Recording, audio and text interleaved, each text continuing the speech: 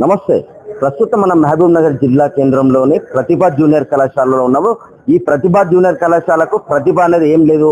కాకపోతే ఏవైతే exams annual exams ఉంటాయో యాన్యువల్ ఎగ్జామ్స్ లో ఒక గంట ముందు పేపర్ లీక్ చేసుకొని వాళ్ళకి సంబంధించిన సెంటర్స్ ఏవైతే ఎక్కడైతే పడతాయో ఆ సెంటర్ లో వీళ్ళు ఒక గ్రూపులుగా విడిపోయారు. అంటే జడ్చర్లకు కొందరిని తీసుకెళ్తారు స్టూడెంట్స్ ని, కొందరిని అంటే ఏబిసిడి అనే గ్రూపులుగా విడగొట్టి వీళ్ళను 1 అవర్ ముందుగా పేపర్ లీక్ చేసుకొని వాళ్ళకి సంబంధించిన ఏదైతే మంచి చదివే స్టూడెంట్స్ ఉంటారో వాళ్ళకు మాత్రమే టాప్ స్టూడెంట్స్ అనే వచ్చే విధంగా వీళ్ళు ఆ లీక్ అయిన ఆన్సర్ షీట్స్ క్వశ్చన్ పేపర్ని తీసుకెళ్లి వెళ్ళి వాళ్ళకి ఇవ్వడం జరుగుతుంది. అది కూడా ఇక్కడనే రిషిలో ఇక్కడ 2-3 కాలేజీలో మాత్రమే సెంటర్ పడుతుందని చెప్పుకోవచ్చు.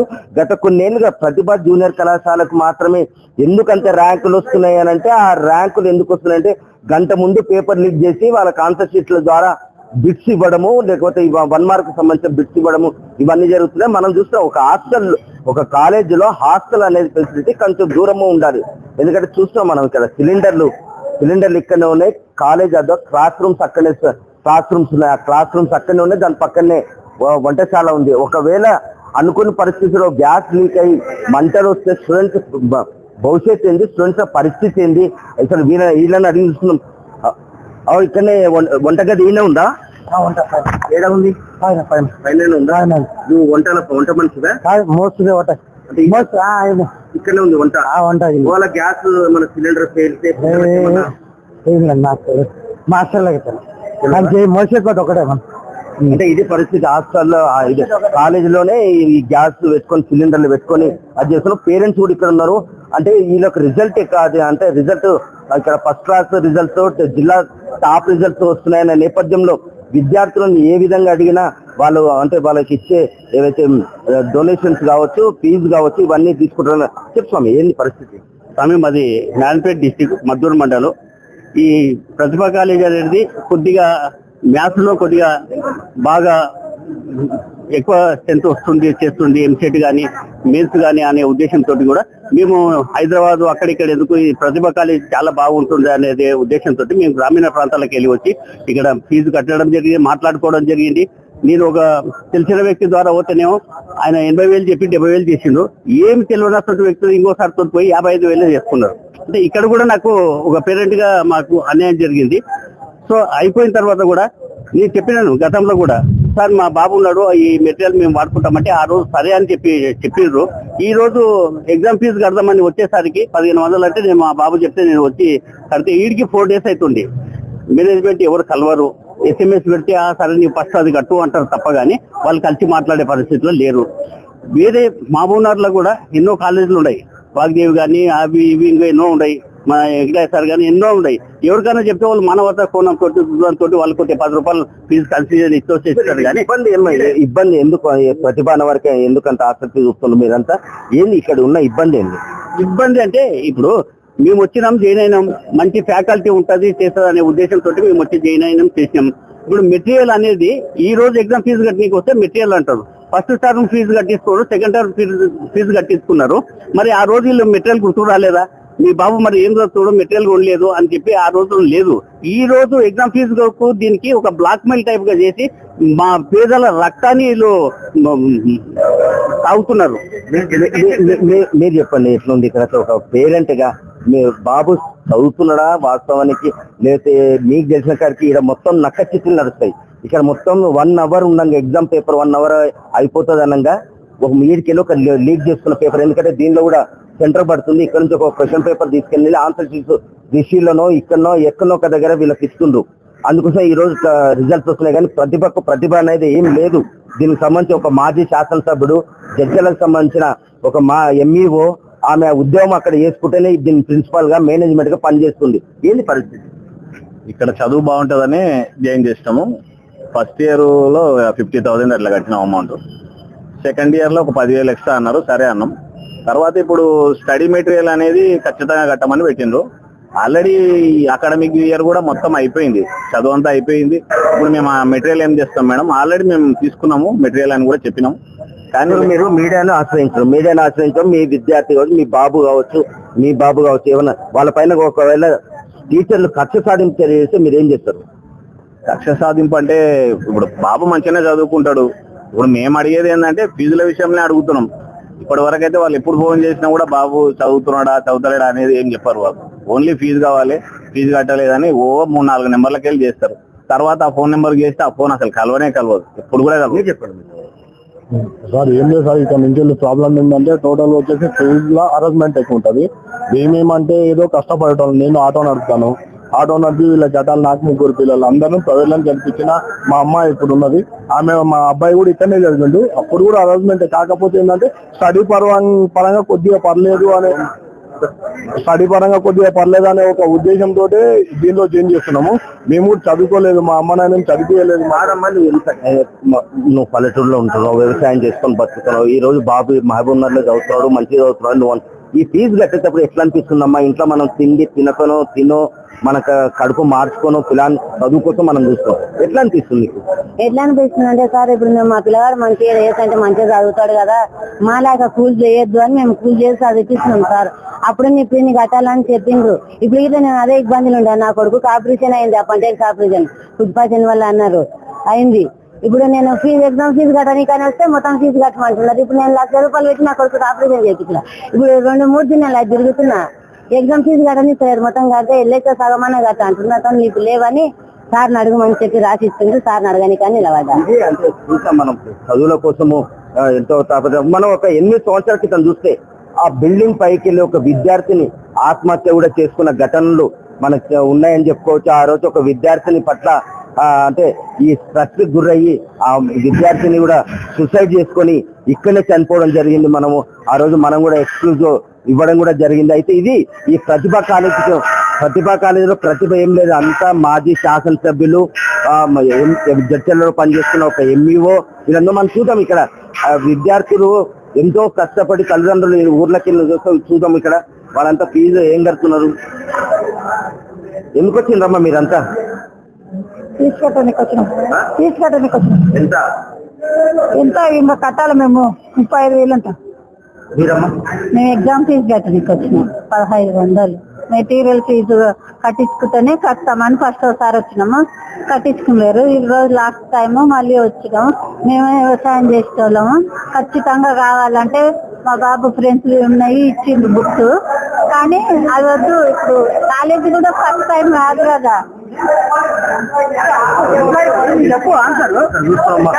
ఈ వివాదాలన్నీ చోటు చేసుకుంటుందని చెప్పుకోవచ్చు. ఇప్పుడు ఇక్కడ ఎగ్జామ్ ఫీజు కట్టడానికి వస్తే మెటీరియల్ ఫీజు కూడా అని అంటూ వాళ్ళంతా ఏం చేస్తుండ్రు? ఏమైంది ఇప్పుడు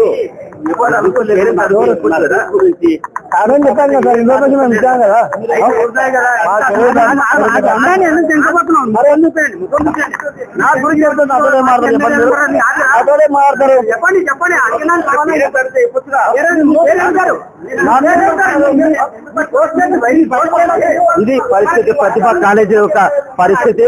మీడియా ఎంట్రీ కావడంతో ఈ రోజు అంటే పరారి కాబోతున్నాడు ఇతను.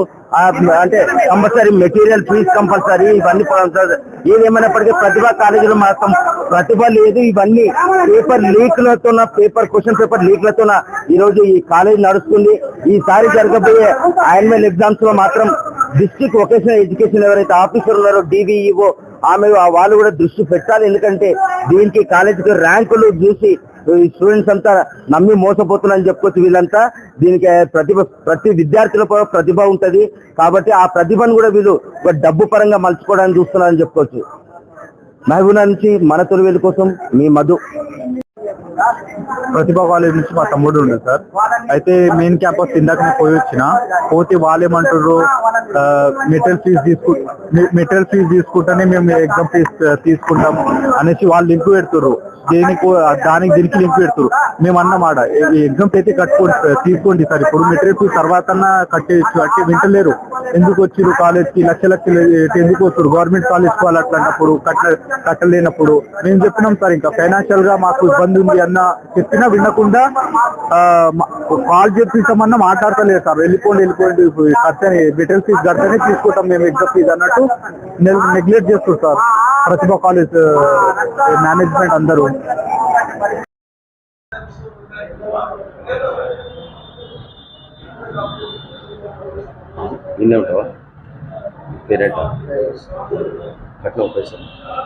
కట్టడానికే మాది 3 నెలల మంత్ సార్. హాస్టల్ ఫీజు కూడా వేసిండ్రు మాకు 3 నెలల మంత్. అంటే మాకు గవర్నమెంట్ ఏం చేసింది సార్ అంటే మొన్న ఛాన్స్ ఇచ్చింది జాయిన్ గానికి. గవర్నమెంట్ హాస్టల్లో ఉండే మా బాబు, ఆడికి వెళ్ళి ఇడికి తెప్పించినాము. మాకు కట్ అయ్యలేవు 3 నెలల మంత్ హాస్టల్ ఫీజు కట్ చేయమంటే 3 నెలల తర్వాత అడ్మిట్ అయింది. 3 నెలల ఫీజు కట్టలేడు. అది ఇది చేసుకుని సార్. అంటే హాల్ టికెట్ సార్ మాకు సెకండ్ టర్మ్ వీడికి కట్టిన బ్యాలెన్స్ కరెక్టే ఉంది. మాకు లాస్ట్ టైంకి ఇప్పుడు 20,000 బ్యాలెన్స్ అంటే దాన్ని ఎక్కువ చూపుతుండ్రు. ఇప్పుడు అదే వచ్చినాం అడగనీకే. ఆయన ఇంకా అడగలేదు సార్. అంటే ఇప్పుడు ఇంకొచ్చిన ఇప్పుడు మా బాబుకు చెప్పినట ఇప్పుడు కంప్యూటర్లో తీసి అడిగితే మరి కట్ చేసి లేరంట అది కంప్యూటర్లో. ఇప్పుడు అడుగుదామని వచ్చినాం సార్. ఇక కట్టకపోతే అంటే ఇంకా అడగలే, అడిగితే మరి ఏమంటారు తెలియదు.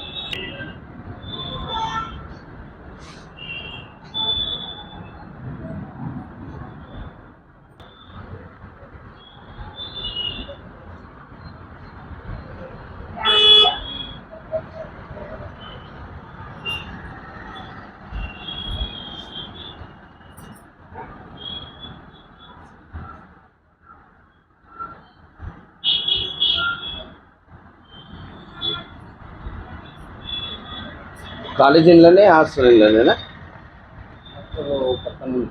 కాలేజీ దీనే వండుతారా? వంట మొత్తం వంట ఇక్కడనే ఉంటుంది. కాలేజ్ వేరు ఉండాలి, వంటగది వేరు ఉండాలి కదా. లేకపోతే మన పేలే మంచి చెడ్డ ఏమో సార్, సార్ వాళ్ళకి ఎన్నేళ్ళ నుంచి ఈయన వండుతుంది. నేను కొత్తగా వచ్చిన సార్. నా మేడం ఉంటుంది సీనియర్. ఇప్పుడు కాలేజ్ నడుస్తుందా? ఇందులో నడుస్తుంది సార్. ఇక్కడ వేరే పద్మావతి కాలనీ తిరుమల హిల్స్ లో పెట్టారు సార్ కాలేజ్. ఈడ కూడా ఉంది కదా, నడుస్తుంది కదా, కింద పిల్లలు ఉన్నారు కదా. సార్ ఇక తెలియదు సార్ నాకు. నేను కొత్తగా వచ్చింది మిమ్మల్ని.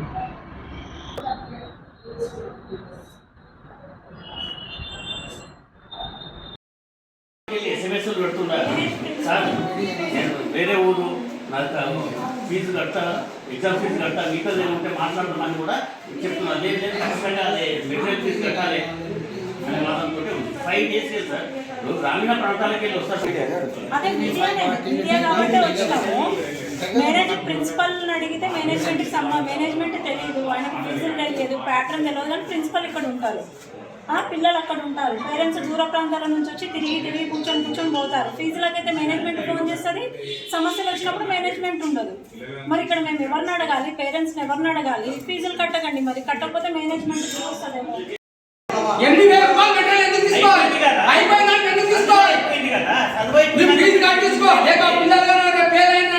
మొత్తం తీసుకొని తల్లిదండ్రుల పిల్లలు ఎవ్వరికి ఆత్మహత్య జరిగినా పిల్లలు ఏం మీరు చేసుకున్నా దానికి పూర్తి బాధ్యత మీరే వహించవచ్చా సార్ చెప్తున్నాను.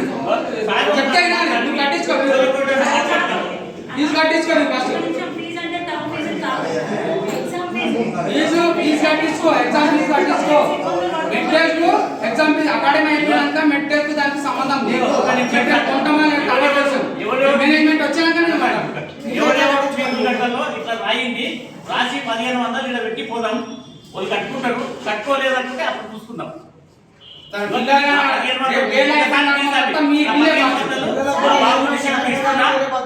మేనేజ్మెంట్ ఒకవేళ కాదు అనుకుంటే నాకు ఫోన్ చేయండి, 1500 తీసుకున్నా మా బాబు